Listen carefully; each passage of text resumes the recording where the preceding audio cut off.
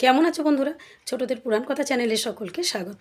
বন্ধুরা, আমার আগের ভিডিওর সূত্র ধরেই বলি, স্বর্গের ব্রহ্মাকে নতুন ব্রহ্মাণ্ডের ব্রহ্মা তার সৃষ্টির কাহিনী বলতে শুরু করলেন।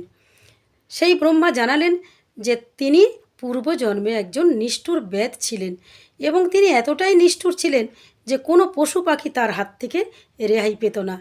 এইভাবে শিকার করতে করতে একদিন তিনি গিয়ে পৌঁছান জাহ্নবী নদীর তীরে।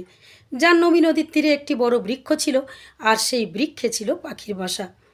বেদটি মনে করেছিল যে ওই পাখির বাসার মধ্যে অনেক পাখি পাবে, তাই সে গাছে উঠল এবং গাছে উঠে ওই বাসার মধ্যে হাত দিল। আর বাসাতে হাত দেওয়ার সঙ্গে সঙ্গে একটি বিষধর সাপ তার হাতে ছোবল মারল। যন্ত্রণায় ছটপট করতে করতে বেদটি গিয়ে পড়ল পাশে গঙ্গার জলে, আর গঙ্গার জলে পড়েই তার মৃত্যু হলো। বেদটি সারা জীবন প্রচুর পাপ করেছে, তাই তাকে তো জমালয়ে যেতেই হবে। যমদূতরা তাকে এলেন নিয়ে যেতে, কিন্তু দেবগণ যমদূতদের বাধা দিলেন। দেবগণ বললেন যে এই বেদ যতই পাপ করুক না কেন, এর মৃত্যু হয়েছে কিন্তু গঙ্গার জলে।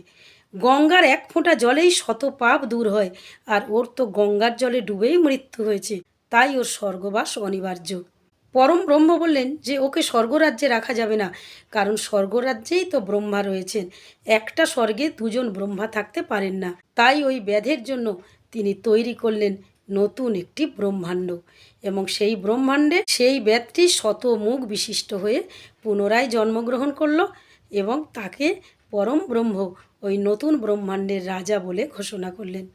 বন্ধুরা, এক ফোঁটা গঙ্গার জলে হাজার পাপ দূর হয়, তাই তো আমরা সবাই বাড়িতে গঙ্গা জল রেখে দিই, এবং যেখানেই মনে করি অপবিত্র কিছু, আমরা সেখানে গঙ্গা জল ছিটিয়ে দিই। বন্ধুরা, এই কাহিনীটি কিন্তু আমি নিয়েছি শিব পুরাণ থেকে।